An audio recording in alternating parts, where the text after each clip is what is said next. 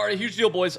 They added a bunch of updates for the game for Madden 23. We're gonna talk about them right here. The whole ass article. Big thing right here. We're gonna immediately start with this: is remove the ability to hot route tight ends to a pass blocking assignment when in a 2-point wide receiver stance. If you don't know what a 2-point is, it's just when you just have 2 points of contact with the ground, which is your feet. I guess it could be a foot and a hand, but when in a wide receiver stance as well. Okay, this is a very important keyword right here. Wide receiver stance. Remove the ability. It basically is affecting bunch, all right? And we're going to talk about exactly what that means and why the wide receiver stance thing is important as well. Okay, so let's go to gun bunch. And let's immediately talk about what this is going to be. So basically, right now, you can block your tight end in bunch. This is really good for max proing for certain setups. This used to be an old, really good setup. It's really good for picking up the 55 wide blitz this year. It's really good for picking up heat off the right edge. It's really good for a lot of different reasons, being able to block this tight end. You can no longer do that from how he is right here. You can't. And this applies to a lot of other formations as well, where he's in this same wide receiver stance. Notice his, it's like a staggered stance. That is that wide receiver stance. This is important because with that verbiage that they used, if he motions across, notice how now he's still in a 2-point, but this is no longer a wide receiver stance. He's now in a squatted stance and on the line of scrimmage. So with their verbiage, you should be able to block him right here now, okay? This tight end can get blocked. He can't get blocked now, and when you motion across, he can get blocked right here, okay?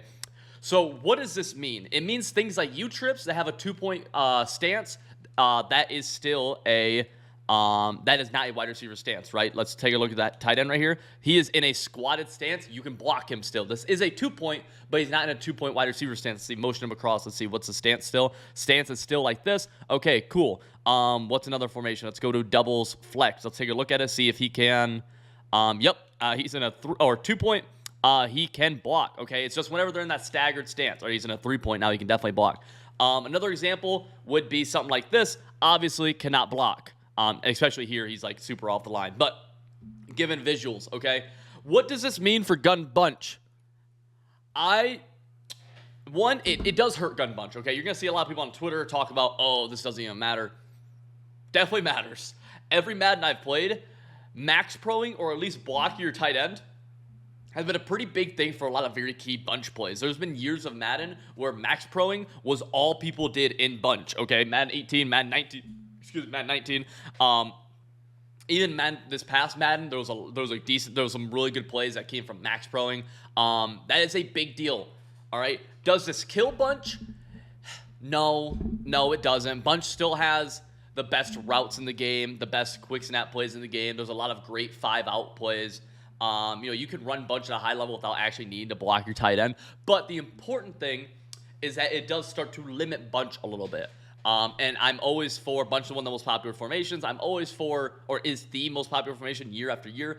I am super a advocate for just changing the game on a year-to-year basis, making it a little bit different. And I think this does that, okay? It makes bunch a little bit harder to use, which is important, okay? If you want to block your tight end now, you have to now motion the tight end across the line because he goes in that same squatted stance, or motion that point receiver across the line, all right? You start to force people's hands, which is going to affect the way they play. And at some point in this Madden 23 year, my guess is that there's going to be a meta on defense that's going to take advantage of bunch being very limited in how they're able to pick up protection now, okay? This also applies to things like under center bunch, bunch halfback strong. There's other formations too where this does play a big factor. So I think it hurts bunch. Does it kill bunch? No. A lot of the pros, a lot of the top players probably still going to run bunch at a pretty high level. Definitely doesn't kill it, but makes it a lot harder to use for sure, and it is a huge difference maker. That's one of the biggest things I love about, or I want in a new Madden, is one, I like the game being different, okay? I think all the games suck. I think every Madden ever sucked in its own regard, and they're all, you could try to compare which one sucked worse, but they're all pieces of shit, and which pile of dog shit smells worse? I don't know. They're all dog shit, right? But so my things is that one, I want it to be a functional game, something we did not have at launch of last year, right? And two, I want it to be just different. I just want a different playing experience, right? That's just big for me as someone who has to do this every single day, 10, 12 plus hours a day for the majority of the year, all right? So I'm very happy about that. Let's go back into this breakdown now, and let's go through some of the other stuff, all right? So it's just basically them responding to gameplay feedback. By the way, EA, I do know we have EA people who do watch this. Thank you guys for doing this. This is fucking awesome. Great shit. This is important. This is a great start to the year doing shit like this. Thank you. So, gameplay feedback. Don't drastically change the game. Leave coverage reaction time alone. Dev note. The number one feedback topic we received. Rest assured, Madden community, our vision of the game is game balance is consistent with yours, and gameplay experience in the closed beta is what you'll be playing on launch day. There's been polish added and bugs fixed from players' feedback to make it even better, but the overall experience will be as you played in the closed beta. That is very important. Now, a lot of these things you have to realize is going to be stuff that we really can't verify until we get our hands on the game, and EA unfortunately has a track record of just being wrong when they put stuff out like this. So you have to take it with a grain of salt. It could be drastically different, but they're acknowledging that they want to go in the direction that a lot of us have been saying, especially been vocal on Twitter and their feedback forums, and et cetera, et cetera. That is really good. Add referees back into the game on the field. Something that I don't care about. You guys know I'm a super gameplay guy about how the gameplay plays. It's more of a presentation visual thing. They do say it's high on their future roadmap, so I guess that's cool. I don't care either way. Play awareness. Too easy to run the same plays over and over again. And I apologize if I'm talking very fast or I'm kind of sporadic. I'm super fucking excited. Dev note. So if people are saying it's too easy to run the same plays over and over again, dev note. We've made a number of changes since the closed beta to bring more balance to gameplay. We believe these changes will bring a variety to play calling, but we want to hear from you, our community, when the game launches, to let us know how you feel about these changes. Each of these implemented changes may be further tuned via Madden 23 title update. Okay, fair. Logic added so that when defensive backs are playing in the linebacker positions, they will have slower reaction time to the running game. So in theory, this sounds really good for a lot of people who are more sim players. I'm not a super fan of this. It's also something that we have to see. It might be really like negligible would be the word, I think, where you really can't even notice it. Or it's like this could be a couple of things. One, they're saying that defensive backs at linebacker are going to play the run worse. So one, we may super notice that, and it might be like, oh, these guys are bad. Or we might not even notice that right there, right? We just don't know until we play the game. And again, I hate having to preface it with this, but they have a track record of typing things that are just wrong. And that's just the fact of the matter. The issue is I know they also have not fixed linebackers, so linebackers still can't jump, so it puts you in a weird spot. I will say it's a defensive game this year. It seemed like in the beta, so this is kind of hurting defense. So it's like, okay. Remove the ability to hot route tight ends to a pass blocking assignment when in a 2-point wide receiver stance. We talked about this. This is a big one. Adjusted the corner route in bunch formations and the corner hot route in the hot route master slot apprentice abilities to align with the other corner routes throughout the playbooks. This could mean a lot of different things. This could mean that they have changed hot route corners to be literally 30-yard corners, or they could be fucking 6-yard unusable corners. I have no idea what this means. It does mean that the corner routes are going to be different than the beta, which is interesting, but truthfully, who knows what this means? It's just something, I guess, to keep in mind when you get the game, to be able to see, and when you're watching creators like myself. Made improvements to man coverage, pre-snap alignment versus bunch of formations. I'm wondering, because they're not going to go into like things like Banjo or I can't think of the other switching call. I'm literally drawing a super blank, but they're not going to go into. I can't imagine they go into like actually switching man coverage. So I'm curious what this actually means. I'd be very surprised if they go into like actually like swapping assignments mid-play. So I'm not sure what they did alignment wise. Pulling linemen are too slow, too indecisive. This is something that I as much as I don't support the run game in competitive Madden, as somebody who played offensive line in high school and has a soft spot for blocking schemes and blocking X's and O's, yeah, this was something that was bad. So they say tuning AI changes were made to make pulling linemen be more explosive through the line of scrimmage, and on top of the foundational improvements, you'll keep an eye on the speed rating. You'll have to keep an eye on the speed rating of pulling linemen, as slower O linemen could force you to lay off the acceleration mechanic. Basically, they're saying that speed is going to play a factor in pulling linemen, which is something that we kind of knew, but it's cool to see them just confirm. And they seem to have actually tuned pulling linemen to be a little bit faster. A little bit more explosive, which is good. They were always really passive. Pass blocking isn't strong enough. Too many insta sheds. There was a bug causing super wins to trigger. Yeah, so basically they just fixed super wins. Pass rush at launch is still going to be more powerful than it was in Madden 22. Cool. Love that. User interceptions are not always responsive. Tuning to catch animation to increase range for jumping interceptions. So basically everyone saw the out of reach animation that would happen literally like this, right? It appears that they have fixed that. Again, this is them writing it. We have not seen it happen, but this is good. Tuning to significantly decrease situations where the player is requesting play ball without seeing the corresponding animation response. Yeah, so these are both saying that basically we're going to be getting a little bit increased range, and we should get those out-of-reach animations out of the game. And those were not in the game, really, before Madden 22 that I can remember. Man coverage fakeouts are too frequent. Tuning to significantly reduce the amount of fakeouts by man coverage defenders. Add new logic so the fakeouts can be used in super win situations where the ratings delta is heavily in favor of the wide receiver.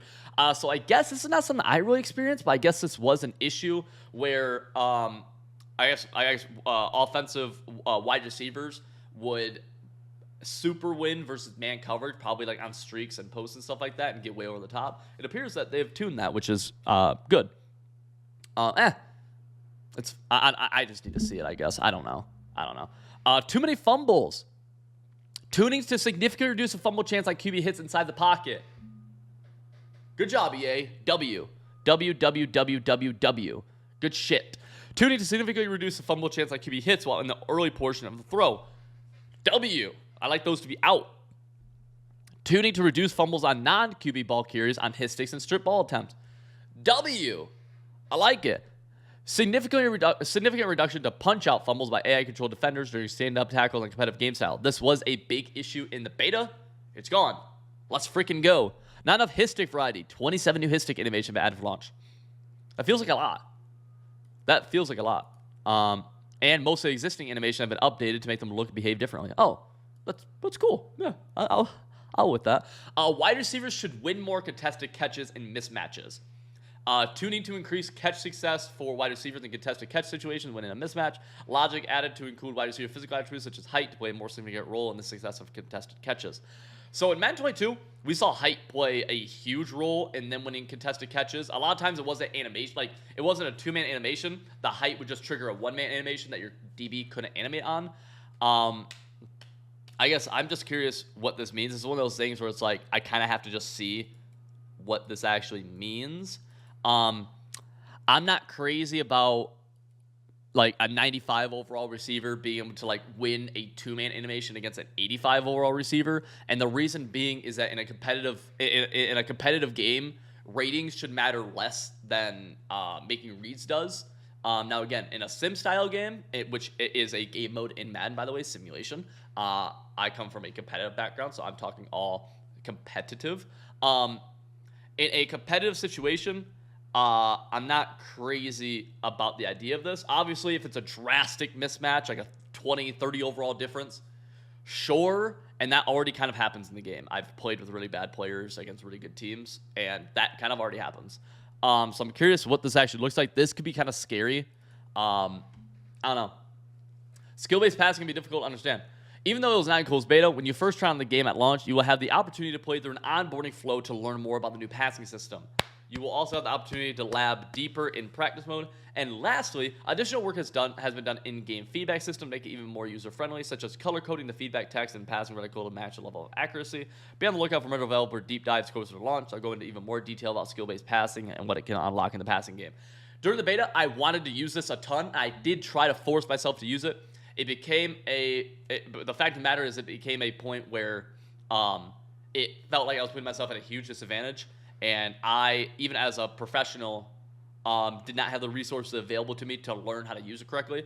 I'm happy they're doing this onboarding. I think it's really good. I also think they should bring people onto their YouTube channel, their social platforms to explain it. I think they should bring on pro players who are also creators. I wonder who could be a pro player who's also a creator who could probably do a pretty good job of explaining this if it was explained to him correctly. Can't think of anybody off the top of my head. But, yeah. This is good. This is like good. I want this to be a thing that's used. I think anything that adds more skill gap into the game is good. And skill-based passing definitely has the potential to do that, right? Franchise feedback, not something that I'm super crazy about. They're going to fix draft things. They're going to fix sim stats. Low interest players assigning frequency, salary cap issues, draft logic, draft flicker, offers, trade tuning. Okay. Okay, more customization option for credit player. Nice. Tattoos. Sure. New way to play the yard. Sure. Locked camera angles. Sure. Okay, cool. Guys, I'm running a promotion on Civil.gg right now. If you go and join the wave, and it's $109.99 for an annual subscription, if you click on become a member and type in coupon code presale, right? You're going to get this bad boy for $80. This will last you an entire year. We had nearly 20 ebooks and revamps over the course of Madden 22, and we're going to do just as good, if not a better job this upcoming year. The amount of people I saw go from like 10, 15 weekend league players to top 100 weekend league players is insane. This promotion does not run forever. So, again, I want to see you guys in the wave. All right, boys. I want to see you guys part of this. We are just over a year old now, and we have an awesome fucking community. All right, boys. I appreciate y'all. Link to the to Civil GG's in the description below. Code presale at checkout for an annual. I'll see y'all later.